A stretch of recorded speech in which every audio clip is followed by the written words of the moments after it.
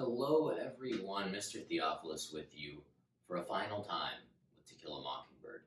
Before I jump into To Kill a Mockingbird, going over the final chapter and talking about some key things in it, I do want to make a couple of sort of announcements. Now, one, this is just a reiteration. You know that your notes are due today by midnight. So if you're watching this video today and you're still working on yours, make sure you submit them to me today, either taking pictures of them. I've already received them from a few people: Tori, Becca, Elizabeth Petrenko, and Mayan. I've got them all from them via taking pictures and sending them via email. You might also be submitting yours to the Google Classroom. That's totally fine. Just make sure that they're turned in to me prior to midnight tonight. Now, this is a strange time, unprecedented times. You've heard it a billion times stated now. And if something happens to be late, there's a little more wiggle room just because of the nature of the world we're living in right now. So those are the things that are due now. And announcement-wise, I did want to let you know that future assignments will be assigned, future content will be assigned, and it will be required and graded. I will keep you updated about due dates of assignments. I'm going to wait until next week to come in with the first new graded assignment. I understand that this might be a very stressful and strange time for you. Just communicate with me as we go forward with this stuff. And none of the assignments that I am giving you are going to be things that are, I think, out of bounds of something that you can realistically complete. Final thing I'll talk about before I go into the text is vocabulary. Obviously, we're not going to have vocab quizzes. It's just not very feasible because quiz, by the nature of, I know I could do Schoology, but by the time one person enters into it, it just becomes a tough thing to organize and implement. So I will send out new vocab lists for you to hopefully, on your own merit and decision, go through, define, and try to utilize in a sentence. These are things that I think will be beneficial to you in Advanced English 3 next year, maybe as a little SAT prep work that you could consider, considering that the SAT is, you can't take it right now. So those are options for you. Again, I won't be checking it because I have no means of checking it. And I'll be trying to roll out and implement new assignments in slightly different ways. Obviously, a lot of stuff posted in the Google Classroom, some stuff that I'll try and get some conversation between students going on. You know how much I like that. And some like bigger assignments along the way, but hopefully nothing that's going to overextend. I'm thinking maybe something of relative importance in April, something of relative importance in May, and something of relative importance in June. And that's depending when or if we come back. A lot of things up in the air, and a lot of things undecided at this point. With all that said, let's go ahead and take a look at the final chapter of To Kill a Mockingbird. A couple key things I wanted to point out. And it's kind of just it's an end cap. It's the end chapter that really sort of wraps up the story in a way you might have felt it didn't wrap things up very well. So let's jump into that and talk about that momentarily. So in chapter 31, it starts off that now Hecate has made his decision.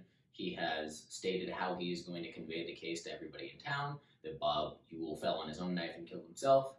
And Atticus has mostly accepted that, though he believed it's Jem, though we know that it was Boo who brought the kitchen knife from his own home, killed Bob Ewell in an act of self-defense to help save the children. Now, things are kind of wrapping up, but Boo Radley's still in the house. And there's very little that really takes place in this chapter, but some really important and valuable moments. The first of which is Boo's sort of just there at the house after Heck and Atticus have had this conversation, and Scout's there as well. And she finally kind of notices him more and just like looking at him earlier. And the way she describes it, I thought was really impactful and important. So she says, after she knows he has this really brutal cough, and she says, or writes, having been so accustomed to his absence, I found it incredible that he'd been sitting beside me all this time present. He'd not made a sound. Once more he got to his feet. He turned to me and nodded toward the door. So he hasn't stated anything thus far, and he's just there. She's kind of amazed by his presence as an individual that she's wanted to see and meet for years. He's now right there. She could reach out and touch him. He's right there. And it's a very interesting and kind of a moment of awe for Scout. And she nods towards him, and she infers that he wants to go see Jem. So they go to see Jem, and he pets Jem on the head, and they kind of go from there, right? He just kind of goes in, sees Jem, and Jem is unconscious at this time. Okay, so continuing on, then again, he makes a little movement towards her. They go to the front porch. He's starting to read his body language. And this is where he utters his very first and only words to Scout. He says, "Will you take me home?" He almost whispers it in the voice of a child afraid of the dark. This is a really interesting section of the text where he is almost more like the child than Scout is, because he's a little nervous and uncomfortable in the situation, as we can assume, due to his life and what he's been through. But now he's asking her to walk him home, and she purposefully does this so she'll convey the feeling of him walking her home. So if Miss Stephanie or Miss Rachel looked outside, it would look like he was escorting her rather than the opposite of that, which is actually what's taking place. So she begins to walk him home, and they get to the house, and she writes, "His fingers found the front doorknob of the Radley house there at the Radley house. He gently released my hand, opened the door, went inside, and shut the door behind him. I never saw him again." All right, so we know that this book is written from the adult perspective of Scout, the narrator, years later, with all this background and knowledge. She never sees or talks to him again. This is the one moment that they see and talk to each other. Never talk to each other again. And then she has this really interesting moment. I'm going to read a large portion of this here that I think is really, really valuable and important. She writes, "Neighbors bring food with death and flowers with sickness and little things in between. Boo was our neighbor. He gave us 2 soap dolls, a broken watch and chain, a pair of good luck pennies, and our lives. But neighbors give in return. We never put back into the tree what we took out of it. We'd given him nothing, and it made me sad." So much like when Miss Aunt Alexandra moves, neighbors bring food and welcoming gifts and things to acknowledge her presence in Maycomb and that they're happy to see her. And Boo did a version of this to the kids with all the things he gave them in the knothole. And she is disappointed that they were never able to give him anything back. And you can argue that they did actually, that they were able to give him something back. And maybe it was this, he got to witness their childhood and help give him back something that he had lost, maybe the innocence of them being young and enjoying life, and he kind of saw this from afar, but maybe that was him able to get something from them. And then she does this really, really awesome thing. As she's standing on the porch, she's looking at the neighborhood from an angle she's never seen it before, and I'll read this big chunk here. "Daylight in my mind, the night faded." So she's standing on the front porch, it's nighttime, she's imagining it being daytime. It was daytime, and the neighborhood was busy. Miss Stephanie Crawford crossed the street to tell the latest to Miss Rachel. Miss Maudie bent over her azaleas. It was summertime, and 2 children scampered down the sidewalk toward a man approaching in the distance. The man waved, and the children raced each other to him. Right, so she's seen from Boo's eyes when the kids went to greet Atticus on his way home from work. It was still summertime, and the children came closer. A boy trudged the sidewalk, dragging a fishing pole behind him. A man stood waiting with his hands on his hips. Summertime, and his children played in the front yard with their friend, enacting a strange little drama of their own invention. It was fall, and the children fought on the sidewalk in front of Miss Dubos's. The boy helped his sister to her feet, and they made their way home. Fall, and his children trotted to and fro around the corner, the day's woes and triumphs on their faces. They stopped at an oak tree, delighted, puzzled, apprehensive. Again, the first time that he's making contact with them by putting the stuff into the knothole. Winter, and his children shivered at the front gate, silhouetted against a blazing house.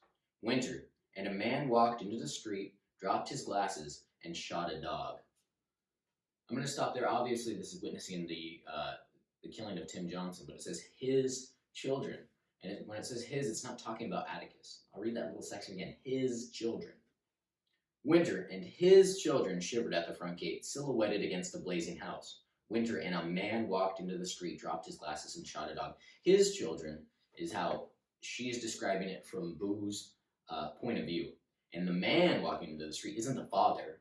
It's Atticus, who is their father, but not in the way that he is perceiving and viewing the world. Of course, this is her inference of how he was viewing them. Summer, and he watched his children's heart break with the trial and death of Tom Robinson. Autumn again, and Boo's children needed him. So he's seeing them as children, maybe his children that he cares for and that he wants nothing but the best for, and he gives things to them, and then he saves them as the protector of them, like they are his children. Atticus was right. One time he said, "You never really know a man until you stand in his shoes and walk around in them." Just standing on the Radley porch was enough. Scout has finally put herself in the perspective of Boo. She started to change and understand him more and more and more throughout the book, and then in this moment, in my opinion, this beautiful moment, she envisions the world from his point of view. And it's a really wonderfully written section. That would be a critical analysis of it. There's a theme connection here. This is just a really awesome part of the text to me. Sorry, I'm kind of nerding out on it. My apologies. Now, after that, she walks home. She goes into the house. She finds Atticus reading a book to Jem, who's asleep. Or, I mean, I guess he's just reading the book in Jem's room as he watches over him. And the book he's reading is The Gray Ghost. It's not the first time The Gray Ghost has been mentioned. Jem and Dill bet on it a long time ago in reference to just touching the Radley house for the first time. And he's reading it while Jem is asleep, unconscious there. He's not going to wake up. I think he's on some sort of painkiller. And Scout crawls into Atticus's lap and has him continue reading the text. Something really important here, of course, is the book chosen, The Gray Ghost. That's not an accident. And if you don't know what I'm talking about, think real hard about it. It's not an accident they're reading The Gray Ghost. And she just had this interaction with Boo. So she crawls into his lap, goes through The Gray Ghost, reads it, and then eventually she falls asleep. She wakes up, and she's trying to tell Atticus that, no, I was listening the whole time. I wasn't asleep. And she goes through this little section right here, right? She's trying to recount what happened in a half-awake, half-drowsy little dialogue. She says, and they chased him, and never could catch him because they didn't know what he looked like. And Atticus, when they finally saw him, why, he hadn't done any of those things, Atticus. He was real nice. His hands were under my chin, pulling up the cover, tucking it around me. Most people are, Scout, when you finally see them. The whole point of the book, right here, is the understanding and judge and lack of, or not judging other people. Once you finally understand people, most people are nice when you finally see them.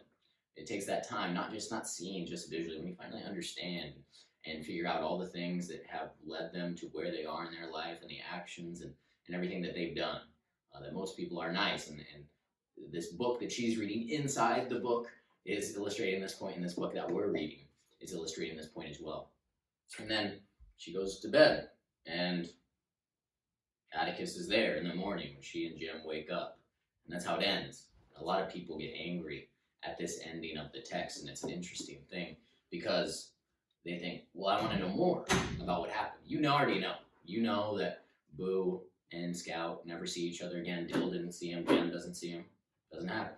You know that Tom Robinson is dead, and you know that Bob Eul's now dead as well. So you could say that's justice. Act 8 says, let the dead bury the dead. But this interesting thing that happens here is this is a reminder of Scout is like a 9-year-old girl. She's almost 10. She's just an innocent child who's witnessed all these things, and and now we're reminded again about her innocence and her youth as she falls asleep to her father reading this text with this deep message to us. And that's the end of the book, folks. I went over a couple possible notes in chapter 31, and that's it. That doesn't mean we'll never discuss or talk about the text again, but that means your notes should be hopefully done. If you did them prior for all the chapters and then you did them as we went through the text, that's great. That's wonderful.